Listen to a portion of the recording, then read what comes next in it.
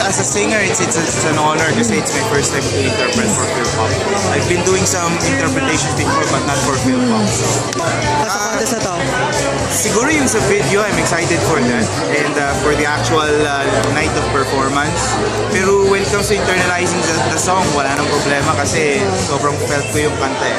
So segue ko na kasi Makoy, nagbukas na ang bahay ni Kuya. Opo.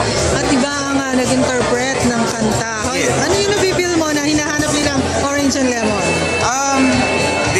I'm thankful for those people who missed the band, and I hope they continue supporting the fans that came from the disbanding of Orange and Lemons. Parang si Kuya, nag-move on. Oo.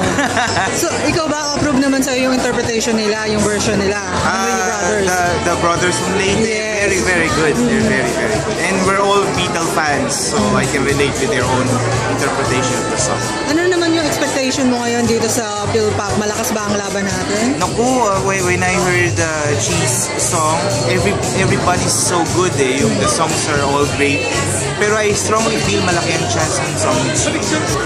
The song, Kung Akin ang Langit is really written by a parent to her child, Cheese son. So when I listened to the song, I felt it kasi I also have a little daughter of my own. It's like pag magulang ka, you're going to give everything. Pwede lang, kung akin lang yung langit, ibigay ko sa anak ko. So yun. So the song is great, and when they asked me to interpret it, hindi na ako nahirapang aralin. What's next for Makoy? Ano yung may album ba? I'll be coming back to studio for my band Kenyo.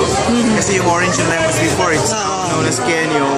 We're writing a couple of songs for an EP release kahit online i-release natin. And we have shows abroad.